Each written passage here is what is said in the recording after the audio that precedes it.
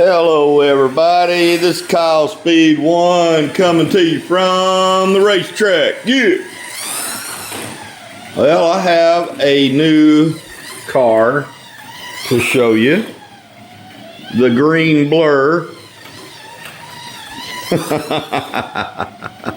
Runs real good. It's got that usual sidewinder whine to it, you know. But yeah, I like it.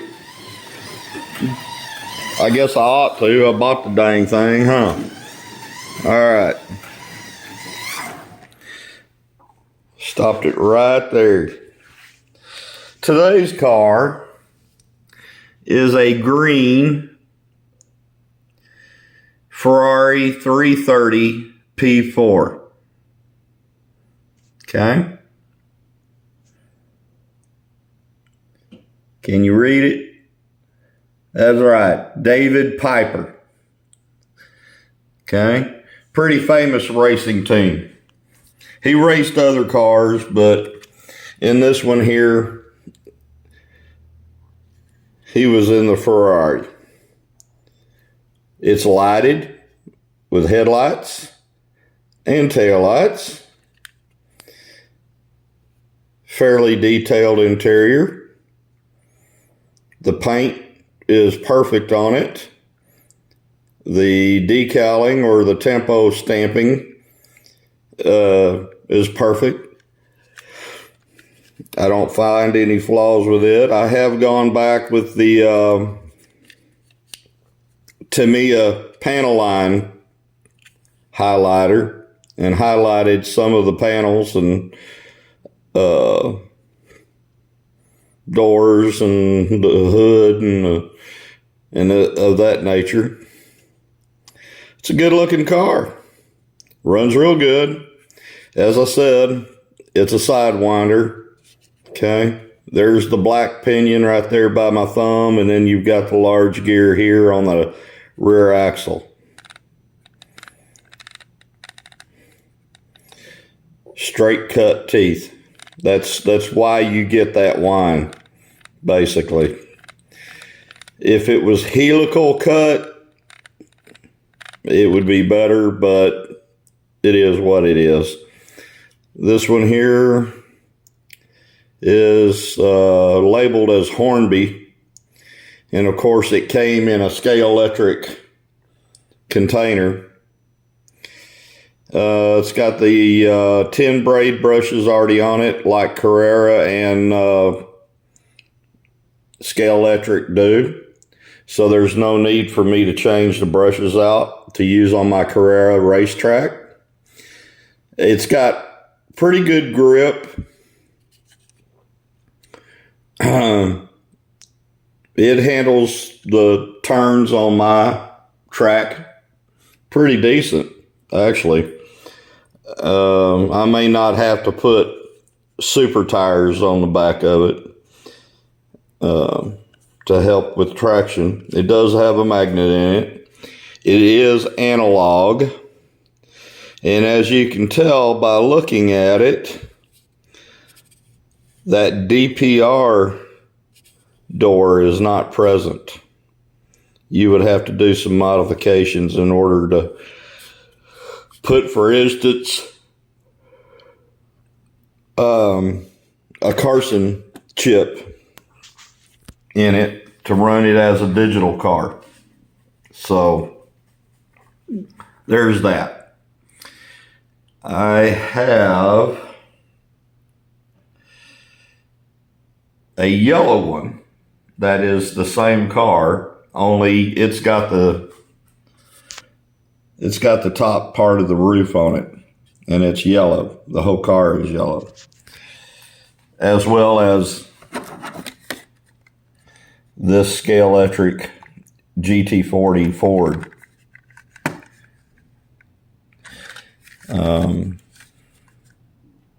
Here again, it doesn't have the provision for a Carson chip made for Carrera digital to be installed in that. either one of those. So they're going to remain analog. That's just all there is to it. They're going to remain analog. I have the axle box that lets me switch from digital to analog safely. And those two black buttons are for shutting off or turning on the power to the lanes. Okay, I've explained that in some of my other videos. But for now, we're going to watch the green blur again.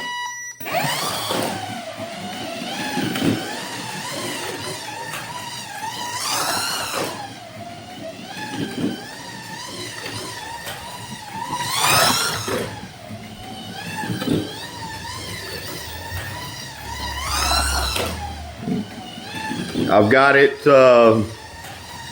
throttled up via my patented, well, it's not patented, but my throttle press contraption, where that screw is turned down against the activator on the controller to add speed or decrease speed. All I have to do is thread the screw up or down. Down for more speed, up for, you know, like when you release your thumb off the top of it and stop the car. This has now a total of 40 minutes on it. And I'll show you part of my breakdown process. I'll take an old tire.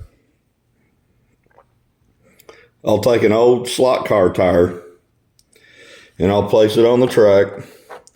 And this is the one I'm going to run it on. And I'll place the car on the chassis. Okay. I've got it on the chassis where the rear wheel's hiked up in the air. And then I'll turn the unit on. And I'll run the car slowly at first.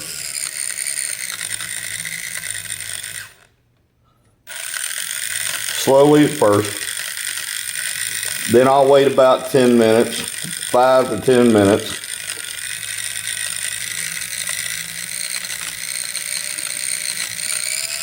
Increase the speed. Then I'll wait another 5 or 10 minutes. And increase the speed again. And then I'll start cycling it back down. So basically, with the rear wheels not making contact with the track, you would call that an unloaded condition. All right. Now, it is loaded in the sense that the axle, the rims, the tires have an effect on the motor and the gears and even the bushings. And that's true, but basically it's unloaded. Now, if I take it off the tire and the slot car is sitting flat on the track, when I give it electricity,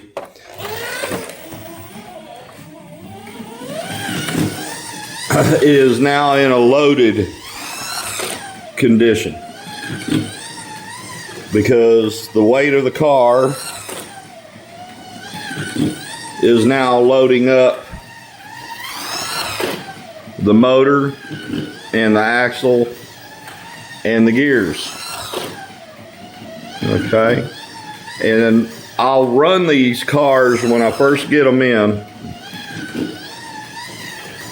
especially if they're new. I'll run them in on like 3 or 4 20-minute sessions. Wait till the motor cools off and then start the process over again. And that's just to help the brushes to make better contact with the commutator. Okay? Now those were some technical terms, but basically I'm doing a cheap way of breaking my cars in. Okay? That goes for the tires as well. But I have some Scalextric cars that are Sidewinder configured that hardly make any noise at all, and that's because the gear mesh, the gears have worn in enough where you don't get a lot of that whining sound. They still run great. It's just that they've been running up where they broke in and they don't make quite as much noise.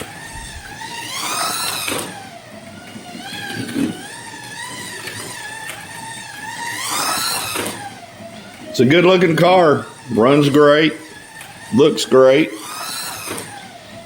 It's another win from Scalextric.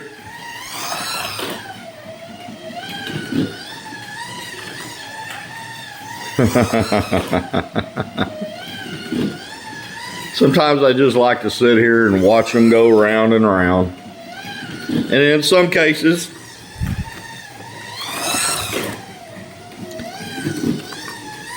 I'll actually join in.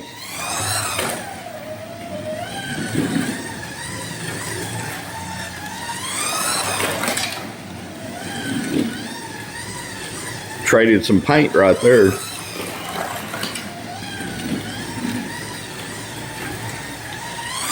Now I'm racing and I'm filming and I'm talking at the same time.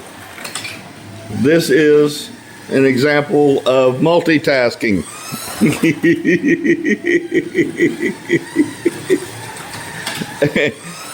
And funny enough, the Ferrari ghost car is actually winning. If I didn't have his phone and I wasn't trying to track, these cars along the track, then I would probably beat it. I would hope. Yeah. So he came out of the guide. So catch it around the hairpin grandstands here. Good looking car. Looks great. Runs great.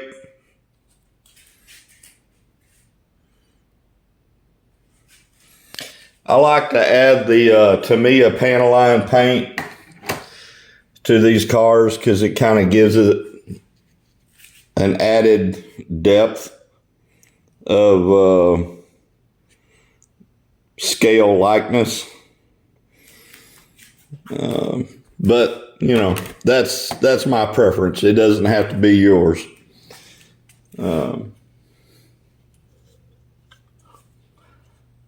Most of my cars that have panel lines to them, I'll go ahead and detail them with the Tamiya Panaline highlighter. Now this one here is a Fly. It's a BMW. And I haven't done it yet. See, the door hasn't been highlighted. The hood hasn't. The trunk hasn't. So I haven't gotten to this car yet. But as you can see on some of my other cars, I've already done it. It's just, like I said, it's just my preference. And if you don't have a Scalextric Ferrari 330P as in Paul 4, go get you one. It's classic late 60s racing. And if you get you a GT40, well, then you can race the two against each other. Just like they did at Le Mans. See? Just like they did at Le Mans.